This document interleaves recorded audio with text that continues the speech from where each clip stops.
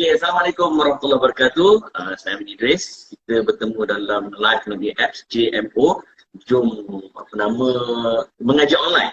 So kita ada banyak pengisian-pengisian daripada kita belajar mengaji. Kita ada juga titik motivasi dan akademik. So hari ini kita bersama dengan one and only Dr. Syed Muzaffar. Apa khabar, Dok? Alhamdulillah, terima kasih sudi datang. Datuk pegang mazhab Salahuddin ni sekarang. Okey. Sekarang Sofi buat ni. Okey, Dok. Kita setiap terlepas, Dok. Panggil Dr. Syed kot Oh, Dr. Syed. Okey, Dr. Syed. Saya mempunyai anak 3 orang. Alhamdulillah. Dr. Syed? Saya 6. Serius tak? Darah dulu, Dok. So daripada ini yang sulung bersama dengan Dr. Halina, right? Dr. Lina, tahun 2010. Jadi sekarang paling sulung Bella. Darjah 5. Darjah 5, paling kecil. Kecil kembar 2 tahun. Oh, yang darjah 5 tu sebaya dengan anak bongsu saya. Alhamdulillah. Diorang UPKK tahun ni? You PKK tau. Saya macam kita tu bincang. Begitu, sebagai bukan timah lah. Soalan ni macam klise. Tapi nak tanya juga. Kan? Open secret dalam untuk mendidik anak sebab gini. Dalam budaya masyarakat Melayu, ayah mesti terkenal dengan kan? Dan jangan bagi bapak bercakap. Kalau bapak bercakap, you done. Kan? Dan punya mazhab mendidik anak macam mana tu? Rahsia. Okey, Assalamualaikum warahmatullahi wabarakatuh. Terima kasih semua kepada mereka yang baru hadir ke Jom Mengaji Online. Terima kasih Amin. Salam Amin. Saya. Okey, sebenarnya pendidikan ni tak ada rahsia Amin. Masing-masing ada cara tersendiri. Saya pun ada cara saya sendiri. Tapi itulah ramai yang kita kongsikan cara pendidikan anak-anak kita kepada mereka di luar sana. Tapi tak sisi ikut semua yang mana rasanya boleh ikut, kita ikut. Mana gaya kita ambil. Kena adaptif lah. Kena adaptif. Yang bulat-bulat. Indonesia berapa? Kamu anak aku. Dia tak boleh kan? Sebab setiap anak berbeza. Setiap keluarga berbeza daripada segi financially, daripada segi cara didikan, daripada segi ramai anak tadi semua mengambil apalah penting sangat untuk kita didik anak. Okey, pertama sekali Amin, saya cuma nak kongsi kita kena ada ilmu dalam didik. Okay, bukan setakat kita ada anak dan didik macam tu je. Kita boleh main langgar je. Kita kena tahu apakah kita punya matlamat dalam mendidik anak-anak kita. Macam saya sendiri, saya tahu saya ada short term goal, mid term goal, long term goal. Short term, mid term, long term. Okay. Jadi awal kita semua tahu bahawa 6 tahun pertama adalah masa yang begitu kritikal dalam mendidik anak-anak kita. Sebab masa inilah kita punya minda berkembang yang begitu laju dan pantas sekali. Kepada 90% otak kita berkembang daripada kecil lagi. Jadi apa yang kita ajar masa tu semua akan diserap. Everything will be absorbed. Sponge. Semua yang kita ajar masa inilah bagus untuk kita belajar bahasa Cina contohnya, bahasa Arab ataupun any third foreign language kepada anak kita. Jadi ramai yang tak tahu apabila kita baru dah lahir anak baby kecil tadi tak tahu apa nak buat. Kita biarkan dia kan. Jadi 2 tahun tu membazir je kalau kita biarkan tak buat sesuatu pada anak. Saya punya proses pengajaran bermula daripada lahir. Lahir dia dah start kan. Luar tu. Terus. Kena plan. Sebab masa ni lah diorang cepat, diorang pantas, diorang laju. Jadi apa yang kita boleh ajar dalam masa 6 bulan yang pertama, sebab mereka terlalu kecil, adalah lebih kepada flashcards dan juga tamitan. Dua ni penting sangat. Sebab flashcards ni adalah semua cara yang terbaik untuk kita mengajar anak-anak kita untuk tahu apa yang kita nak ajar, sama ada ABC, sama ada baru lahir dah start. Flashcards. Satu lagi tamitan, sebab tamitan ni memperkuatkan otot anak kita. Jadi mereka cepat berjalan. Anak-anak saya semua berjalan atau umur 7 bulan, 8 bulan dah start berjalan. Awal tu. Memang awal. Tapi kita kena ajar. Dia kena tamitan saja, maknanya letak atas perut. Dia akan lama-lama, nangis pun tak apa. Jadi dia akan menguatkan leher, menguatkan otot belakang, menguatkan tangan. Atas perut dia? Apa panggil tu? Meniharap. Bagi dia meniharap. Bagi dia meniharap. Masa baru lahir mungkin selama 20 saat. As time goes by, selama 5 minit, kemudian 10 minit. Jadi bila dah 6 bulan kita kuat dah. Jadi bila dia meniharap, dia otomatik akan cepat balas. Sebab dia mengangsarkan otak kita pada higher learning center. Jadi penting tu anak-anak cepat, sebab kalau mereka cepat diorang punya fasa tu, jadi lagi cepat diorang lagi bijak, diorang lebih cepat tangkap, lebih cepat belajar ilmu, mereka akan lebih baik daripada kawan-kawan yang sebaya dengan mereka. Ini baru untuk saya ni. Tapi anak dah besar. Apalah, boleh dapat lagi. Okey, tadi dah sebut seawal umur 6 bulan pertama dalam mendidik anak kan. Apa sebenarnya your motivation untuk mendidik anak seumur 6 bulan, dia mesti ada reason kan? Okey, saya selalu katakan, saya sebagai bapa yang berjaya, sekiranya anak-anak saya lagi hebat daripada saya. Itu saya punya motto. Maknanya don't be like me, be better than me. Better than me. Kalau better than me, baru kita rasa alhamdulillah ada life dan mati. Mati. Tapi nak jadikan itu sebagai satu realiti, kita kena start down. Kita tak boleh biarkan langsung kita. Kita kena ajar dia, kena didik dia, bring out dia true potential. Kita tak tahu apakah kehebatan anak-anak kita ni. Kita cungkil. Kita hantar dia ke pelbagai aspek, sama ada mengaji, sama ada solat, sama ada kehidupan. Kelas swimming, semua kita hantar 6 tahun pertama tu. Sebab bila mereka dah masuk darjah 1, mereka akan sibuk dengan aktiviti akademik. Jadi kita Homework bagai dua kan? memang dia dah tak boleh buat apa-apa dah lepas tu. Jadi 6 tahun pertama tu mereka kena mahir. Semua macam anak saya semua dah kata Quran masa umur 6 tahun, semua dah kata Quran. 6 tahun. Jadi mereka kecil ni kita mengaji dakwah kita buat. Kadang-kadang kita nak ajar tak boleh ambil sebab kita kata ialah nak ajar cara yang salah. Jadi kita ajar melalui online atau melalui guru yang pandai, yang tauliah dan tauliah to learn the correct and the right way. Okay, sebab saya ni faham kalau kita ada tuition ada. Adakah Datuk bagi anak-anak tuition kala subjek mak nenek kan? Ataupun Datuk selektif? Kadang Datuk selektif berdasarkan apa? Okey, selalunya saya ajar sendiri. Saya cuba mengajar semuanya melalui ilmu saya sendiri. Contohnya anak-anak saya pagi sekolah Cina, SKC, petang sekolah agama, Syarif. Jadi asal saya boleh ambil. Saya akan ajar Suria, kita boleh handle kan? Sebab quite basic kan. Macam contohnya, Saya kedua-dua saya dan isteri tak mampu berfasih dalam bahasa Cina. Tapi kita nak anak-anak tu semua fasih dalam bahasa Cina sebab penting sangat bahasa Mandarin ni dalam their future. Jadi tu kena ambil tuition, tu kena panggil cikgu datang ke rumah untuk mengajar 4 hingga 5 kali seminggu. Contoh kelas swimming. 3 tahun pertama saya ajar dalam swimming. Bila daun dah masuk umur 3 tahun, saya kena hantar ke kelas-kelas swimming lah. Sebab kita nak diorang belajar cara yang betul. Kalau kita ajar cara yang salah nanti, kelas kabut nanti mereka. Apa lagi? Taekwondo contohnya. Macam dua anak saya dah black belt masuk umur 8 tahun dah. Serius Black lah. belt. Dia boleh buat split tak? Boleh. Serius lah tu? Penting split lah. Fine. Jadi benda-benda macam ni kita hantar ke kelas-kelas yang terpilih lah. Supaya mereka lebih mengetahui bagaimana untuk ajar mereka dengan lebih baik. Nanti saya nak tanya Datuk pasal kelas swimming bagai ni kan. Tapi sebelum tu saya nak maklumkan pada semua yang sedang menonton, kita sedang live melalui apps JMO. Dan menariknya untuk mengatakan anda semua, apps JMO ni dia boleh membantu kita untuk belajar secara online maupun face to face. Dan bagi anda semua yang nak contohnya tuition ke apa, anda boleh pergi ke apps JMO ni dan ada di sana kurang lebih 400 orang tenaga pengajar yang berkelayakan mengajar mengaji dan mengajar akademik. Bagus. Sangat bagus kan, sangat senang. Dan bagusnya pelajar-pelajar boleh secara one-to-one pun boleh, secara lecture pun boleh. Dan kalau anda nak secara online ataupun secara lecture, secara one-to-one ni, anda boleh pergi ke app JMO. Di sana ada senarai guru yang akan diberikan berdasarkan mana yang paling dekat dengan tempat anda. So anda boleh pilih So tak lagi pening-pening nak tanya ada tak cikgu tuition, pergi grup WhatsApp perumahan segala bagai kan. Dan boleh pilih guru yang kita nak. Boleh pilih guru yang kita nak. Alright, so boleh download apps JMO di Google Store maupun di App Store. Okay, so kita sambung lagi diskusi kita ni sembang-sembang tu. Sebab macam saya kecil dulu pun, ayah saya segala kelas dia hantar saya. Tuition of course lah. Swimming pun ya, piano pun ya, taekwondo pun ya, which is satu pun saya tak guna sekarang. Tapi satu benda yang saya belajar, rupanya dia bukan nak suruh saya jadi pakar taekwondo ke pandai main muzik pun, tapi the element of discipline. Kalau Datuk macam mana?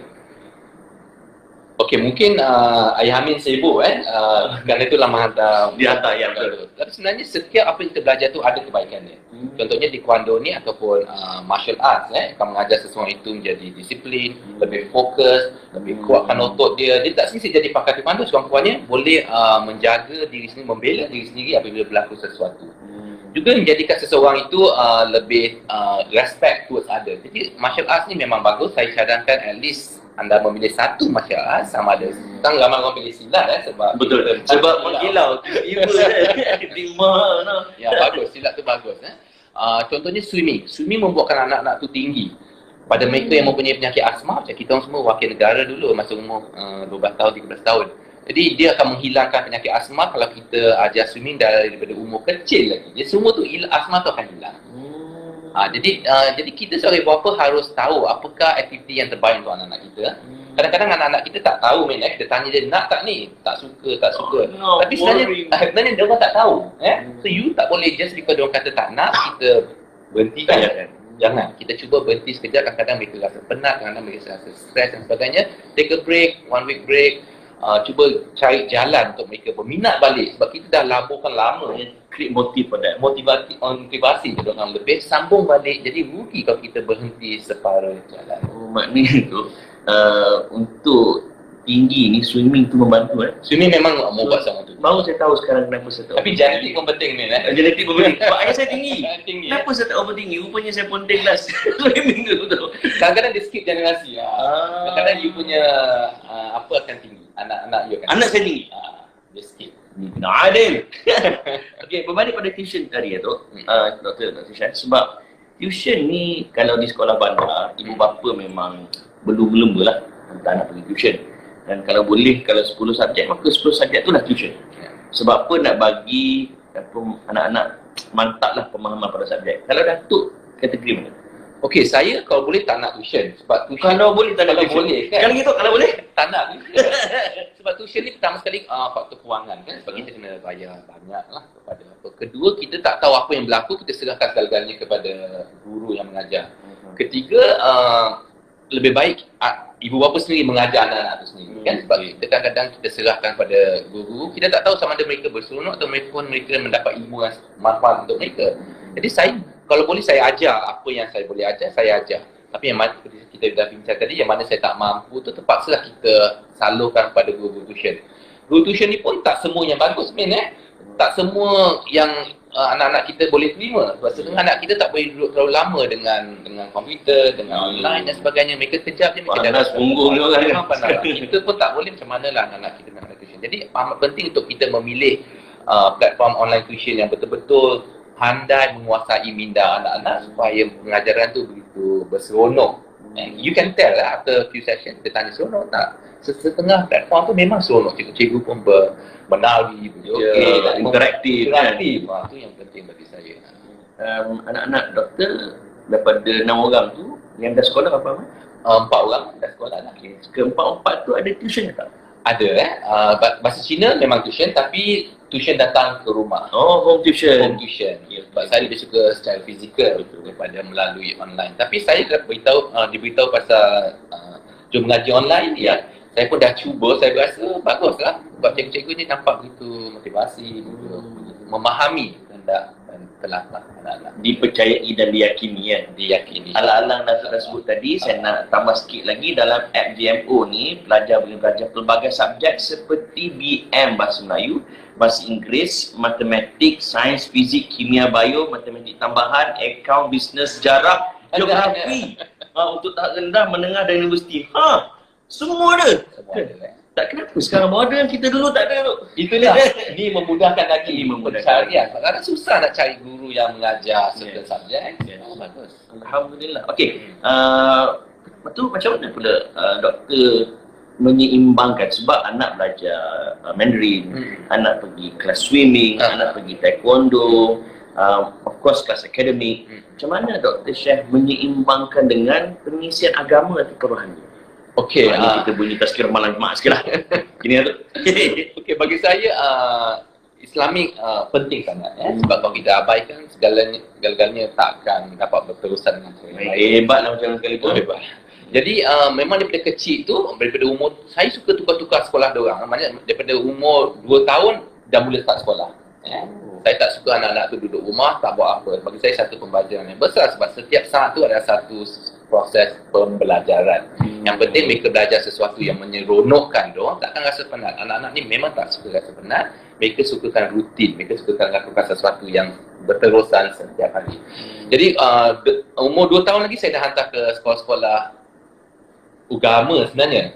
Mereka mengajar anak-anak menghafal Quran secara menyanyi. Secara dekat ampang. Apa panggil dengan instrumental, ada muzik. Jadi seronok budak-budak tu cepat hafal surah, jadi mudah melembutkan hati mereka start daripada umur 2 tahun. Umur 3 tahun saya hantar mereka ke international school supaya diorang pasti dalam bahasa Inggeris. Umur 4 tahun saya hantar mereka ke sekolah Melayu, Islamic, Malay punya environment. Umur 5 tahun saya mula Chinese kindergarten. Dia daripada umur 3 tahun lah. Umur 2 tahun dah start lah, tukar-tukar. 2 tahun dah pergi sekolah. Dah pergi lah. Tapi daripada umur setahun tu dah hantar ke taska lah. Saya tak suka anak-anak duduk rumah sebab nanti mereka akan menjadi manja, mereka akan menjadi very clingy dan sebagainya. Sebab kita dua pun bekerja kan, jadi susah nak duduk kat rumah saja. Jadi umur 2 tahun, setahun dah hantar ke luar lah, hantar ke taska dan sebagainya. Macam mana doktor, sebab ialah budak bila, ada setengah orang anggap bila anak-anak ni terlalu awal pergi sekolah, dia jadi hilang bonding dengan mak ayah. Doktor buat macam mana? Soalan cuba macam mana? Okay, bonding tu saya rasa tak bukan macam tu. Bonding ni kita start pada awal lagi, daripada lahir lagi. Kadang-kadang ayah tu tak tahu macam mana nak bonding. Ibu mudah Memang bonding. confirm lah, susu Memang bonding. kita nak pergi susu apa? Jadi ayah ni kena memainkan peranan penting masa bayi lagi. Mana kita mandikan dia, kita tidurkan dia, kita nyanyikan dia, Tukar pampers dia. tukar pampers, letak kat badan kita dengan cara skin to skin contact. Anak saya kecil tu. Kena buat semua ni ya. Sebab inilah cara bonding ayah, the only way bonding sama ayah. Kita nak tahu anak tu dah bonding pada ayah bila kita dah umur 6 bulan, mereka tak memerlukan ibunya lagi. Maknanya memudahkan lagi kerja ibu akan pasang pada ayah boleh handle Pas button lah. seorang diri kan. Kadang anak-anak tu nak mami tu menunjukkan bonding between ayah dengan anak tu Belum berjaya. kuat. Doktor buat macam mana untuk bonding dengan anak? Perlu je ke ataupun doktor nyanyi ke? Memang macam tu daripada kecil. Jadi banyakkan I say I love you, banyakkan berpeluk, banyakkan bercium. Saya suka anak-anak saya meluahkan perasaan mereka. Bila mereka datang, how are you? How do you feel today? Macam mana perasaan? Mereka kena tahu macam mana nak kata, today I feel good, today I am happy, today I am sad. Kalau dia sedih, why are you sad? Kenapa sedih ni, Tasha?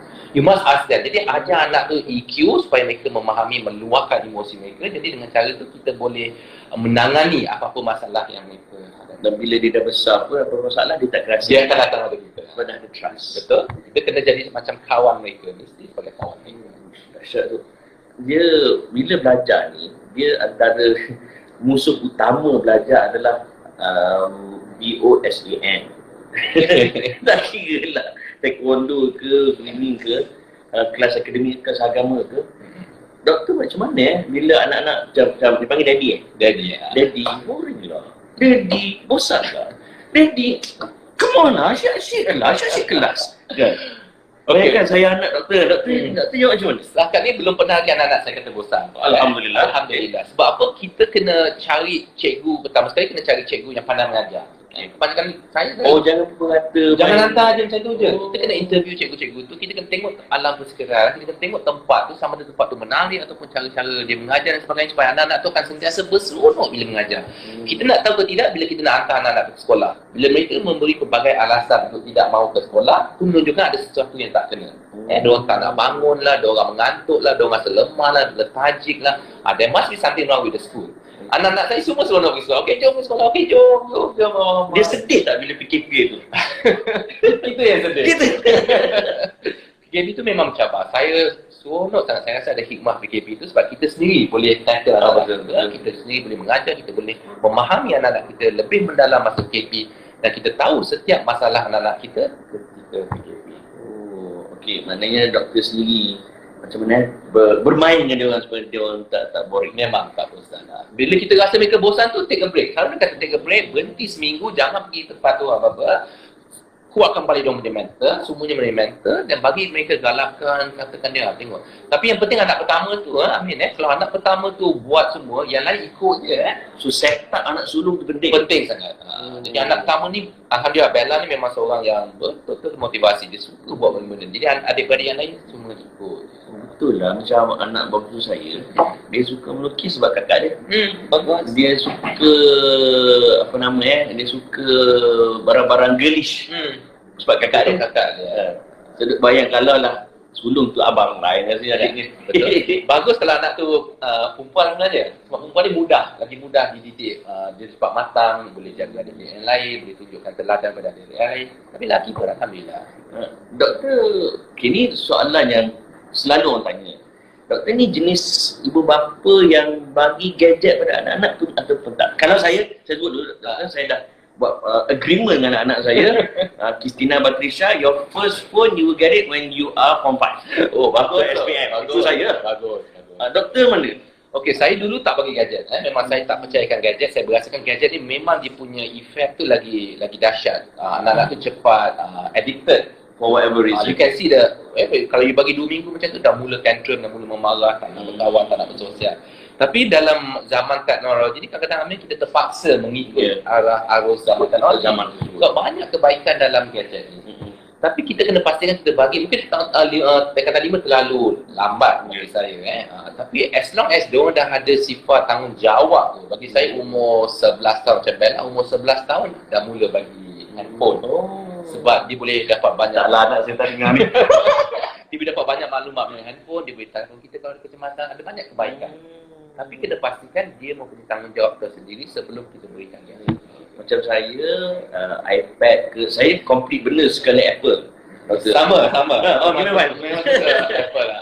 kita memang semua benda. So anak saya ada beberapa iPad.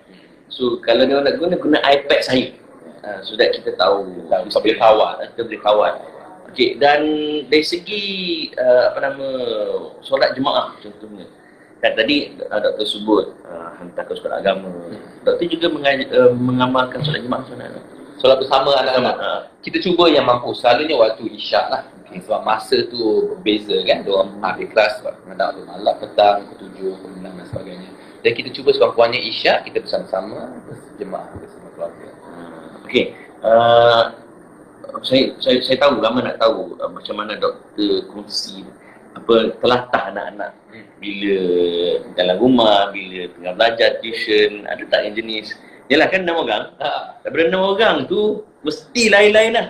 Doktor tolong beritahu seorang demi seorang telatah gelagat mereka dan macam mana cara doktor hadap. Okey Amir, pertama sekali penting kita tahu setiap personality anak-anak. Setiap anak-anak mempunyai personality yang berbeza. Maknanya kita tak boleh samakan satu anak dengan anak yang lain. Cara didikan, cara approach kepada anak-anak pengajaran tu berbeza. Maknanya kalau dialog kata, kau ni tak macam kakak kau lah. Boleh ke macam tu? Okey, macam Bella ni, the eldest, dia banyak mendengar. Dia punya kekuatan adalah pendengaran. So kita banyak berbisik pada dia, kita banyak bercakap, kita banyak memberi nasihat melalui bisikan. Cara dia belajar pun bila nak exam, UPKK minggu depan, percubaan, dia duduk je, saya akan bacakan untuk dia. Sirah contohnya, mana sirah nak bacakan. Jadi saya bacakan je lah untuk dia. Dia akan dengar je. Cara dia membaca. Dengan Tasha, anak kedua berbeza. Dia lebih kepada visual, mata. Dia tak boleh dengar. Jadi kita kena dengar dia kelawat. Dia cepat bosan. Dia tak boleh duduk diam. Dalam masa yang pendek, dah 10 minit, 5 minit, dia dah mula rasa resah. Jadi saya banyak tulis dia punya. Ini sama macam anak bongsu saya, doktor. Anak sulung saya, Christina nama dia. Dia boleh duduk menghadap buku, study dalam bilik dia 2-3 jam, okey. Bagus. Yang bongsu lain, doktor. Dia kena ada papan hitam whiteboard dalam bilik dia. Tapi tak boleh ada kat situ. Dia akan cakap seorang-seorang. Dia mengajar. Dia mengajar. Tapi tak apa, kau ni duduk dan belajar. Itulah dia study. Dia kena terjemah, dia kena output ke apa dia input. Jadi cara tu berbeza dengan cara yang kedua. Tu Tasha. Yang 3 dan 4, Adam Noah ni duduk kembar juga, umur 5 tahun. Tu mencabar sikit sebab, yelah, pertama kali dua-dua lelaki, dua-dua begitu aktif sekali. Dan saya kena ajar dua-dua serentak.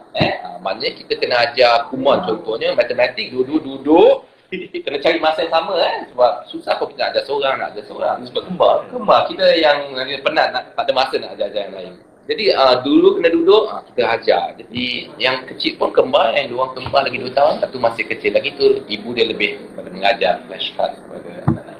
Jadi setiap anak-anak tu berbeza, approach dia berbeza. Bella tadi, Tasha, itu kembar, dan Noah, Iswamila. Yang last tu memang kecil lagi lah. 2 tahun. 2 tahun lagi lah.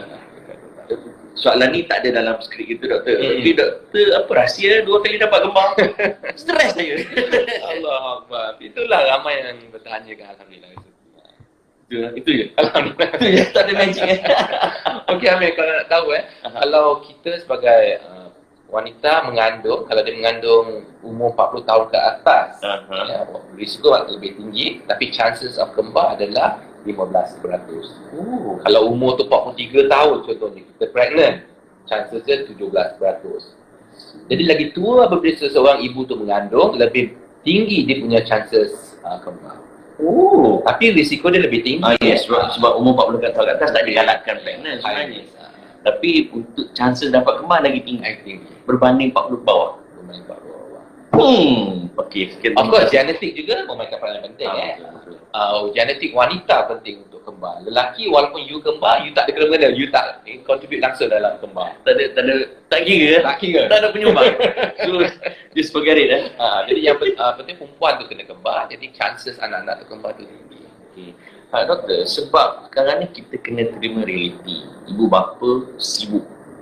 Ayah kerja, mak kerja. Kena pula yang jenis buat dua kerja dalam satu masa. Kan? Ada yang kerja security, ada yang kerja shift. Yang sah-sah tak ada masa untuk anak-anak. Apa alternatif dia, doktor, bagi mereka yang berada dalam situasi gini? Itulah Amin, kita kadang-kadang kesian bila tengok kedua-dua ibu bapa kerja sampai malam, bila balik dah lewat, Anak dah tidur, serah pada pengasuh dan sebagainya. Macam bergantung pada keluarga tu masing-masing. Macam saya dan isteri dulu doktor, kita memastikan seorang mesti ada kat rumah bila anak tu bawa balik dari sekolah. Tak kira macam mana, sama ada balik lari kejap waktu lunch time, pastikan salingkan anak tu kat anak tu lari balik macam tu. Jadi one of us kena ada kat rumah untuk menguruskan anak-anak sebelum kita sambungkan dia orang balik ke sekolah waktu petang. Jadi it depends on your priority. Saya tak nak nanti saya dah menyesal nanti terlambat, I should have spend more time with children. Nanti tiba dah besar macam balik. Betul doktor, saya sendiri sangat. walaupun saya rasa sebab anak-anak saya bila isteri dah habis pantang, saya jaga. Bagus. Dan daripada dia orang tadika sampai sekarang ni, seorang dah start serama, seorang dah darjah 5, saya consistently hantar mereka dah ambil sekolah. Of course gila-gila lah. Dan kalau doktor, adakah pandangan doktor menghantar dan mengambil anak tu sebagai dikira waktu berkualiti untuk anak? Memang berkualiti. Tu kadang-kadang kita kena curi masa tu masa-masa yang penting untuk kita bonding bersama anak-anak kita ialah waktu pagi bila kita mandikan mereka, siapkan mereka. Masa kecil lah.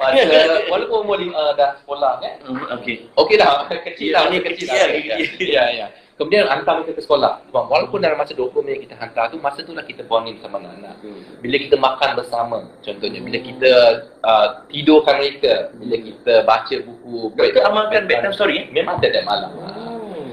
Jadi masa ni lah kadang-kadang walaupun sikit, mereka akan berasa sungguh berharga masa bersama ayah dengan anak-anak. Jadi they feel appreciated, they feel that their dad spend a lot of time with them. Walaupun 1 jam sehari mungkin, tapi kalau kita kumpulkan 10 minit tu, you can come up to 1 hour a day dengan setiap anak-anak. So waktu berkualiti. Adakah doktor jenis orang yang mengongkong cita-cita anak, you decide their ambition? Macam mana doktor? Saya nak anak-anak Contoh tak memang. semua kena jadi angkasawan. Kau kena ambil medik. Okey, semua anak-anak saya akan jadi doktor, insyaAllah. InsyaAllah, ni target saya dari awal.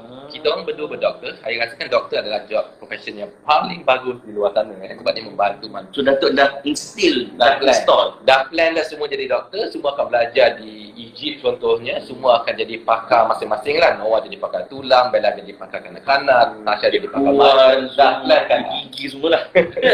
Tapi ni semua kita plankan diorang, kita bawa diorang ke klinik-klinik, ke hospital-hospital, kita minatkan diorang dalam bidang doktor. Kita tuliskan besar-besar, saya ingin jadi doktor, tuliskan, tampalkan depan bilik. And so far so good? So far semua nak jadi doktor.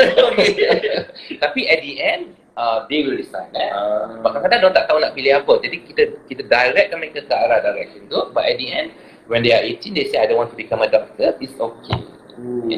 Saya rasa insyaAllah boleh ni. Kalau kita galakkan dengan cara yang betul, yang berkesan, saya rasa minda mereka penting kalau mereka boleh terima semua jadi doktor. Dia gini, saya buat satu senario. Saya ambil law sebab inspired daripada ayah saya, seorang lawyer.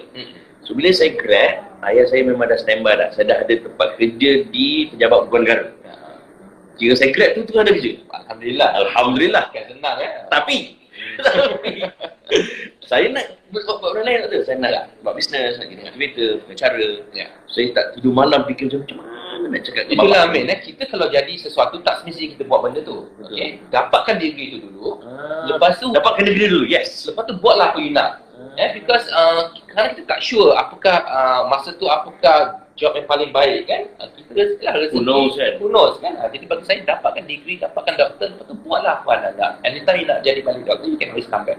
Which you are doing the good thing macam tu juga. Alhamdulillah. Alkisahnya saya cerita kat bapak saya masa tu zaman SMS. So saya kata, Dad, I'm sorry. Tak nak kerja I sebagai have decided lawyer. not to be a lawyer, but to be a motivator, to be a book writer, to be an entrepreneur. Dia lama 2 minit tak reply. Dan sekali dia reply, dia kata, good, but if you are in trouble, don't look for me. Maknanya dia setujulah. Okay, kalau lah dialog yang sama pada doktor. Daddy, Bella tak nak jadi doktor. Contoh. Dan Bella nak jadi sekian-sekian. Apa jawapan? Seperti saya katakan tadi, it's okay. Yang penting kebahagiaan mereka. Kita tak boleh memaksa seseorang anak. Our job is to guide them, tunjuk mereka jalan yang kita rasakan betul ke arah direction tu. But at the end, mereka berakal, mereka memilih apa yang mereka inginkan, kesalahan tu, ataupun apa tu yang mereka pilihkan tu di tangan mereka. Yang penting hati mereka bahagia. InsyaAllah. Last but not least, sebagai ayah mesti akan team up dengan maknya lah. Pernah tak berlaku khilaf? Isteri berpandangan lain, suami berpandangan lain. Okey, saya Alhamdulillah Dr. Alina seorang isteri yang baik. Dia selalu biarkan saya buat decision semua. Tapi penting bagi suami isteri bersatu, has the same visi yang sama. Same vision. Kita kena tulis bila kahwin tu semua, bila dah, especially bila baru dapat anak, kita kena tulis apakah yang sama-sama yang kita inginkan untuk anak-anak. Buat tengok lupa ni. Lepas tu kalau seorang kata no, it's a no. You jangan, macam kadang-kadang anak-anak ni pandai, bila mak kata no, dia akan pergi ke daddy dia. Sebab dia tahu daddy dia akan kata yes. Tak boleh macam tu. Because nanti ini akan membuatkan satu perasaan konflik dalam anak-anak kita. You don't say, do you love me? Do you sayang ayah ke sayang ibu? Jangan main-mainkan kata-kata tu semua. Benda tu bahaya Never, kan? Never. Never. Sebab nanti anak-anak tu akan mula nak memilih yang mana lebih kasih sayang, yang mana lebih macam mana. Jadi seorang kena tegas, seorang kena lembut. Tu biasa. Jadi selalu tak perlu pilih lah. It comes naturally lah. Kalau yang mana garang tu memang garang, yang mana lembut tu akan lembut. Tapi bagus kalau seorang garang, seorang lembut. Bagus kalau dua-dua mempunyai message yang sama. Dua-dua kena sama. Kalau yes, no, tak boleh ubah-ubah. Saya contohlah doktor. Anak doktor ada minat Blackpink tak? Blackpink minat juga. Doktor halang tak? Tak, kalau dia tidak. Saya pun, anak bangsa saya minat betul Blackpink. Ni saya tanya yang pandang doktor, adakah prosesnya betul ke tak? So, saya nak halang, kata, bapak dia ustaz, dia ceramah, agama bangga anak minat Blackpink. Macam mana kan? So, saya pun, macam mana nak cakap kan? Berapa umur ni? 11 tahun. It's okay. Ni masa zaman mereka remaja. So, saya betul lah, masa tu PKP, akademik dia turun sikit. Masa sebelum PKP, she's top 3 lah. So PKP dia turun sikit. Mana nak motivate anak aku ni? Bapak motivator kan? So salahkan Blackpink. So saya pun, adakah nak salahkan Blackpink? Apa saya buat? Saya study pasal Blackpink tu. Saya tengok yang dekat Netflix, saya tengok dekat Apple TV, saya beli buku dia semua.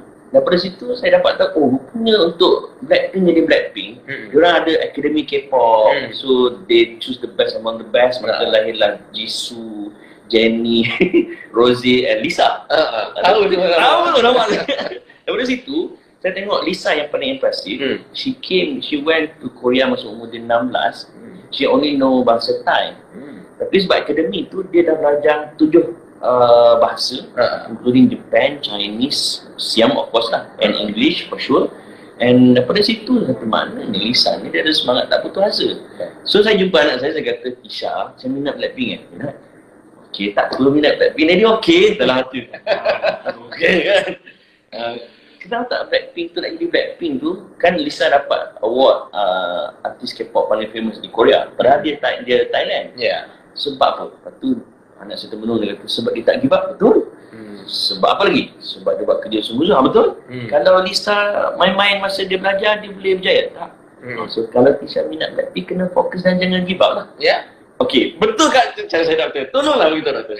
Okey, bagus Amin. Sebab Amin pilih selebriti yang anak pilih dan congkir dan keluarkan apa yang kebaikan yang ada daripada dia belajar. Tapi bagi saya, it's okay kalau minat sikit-sikit macam tu.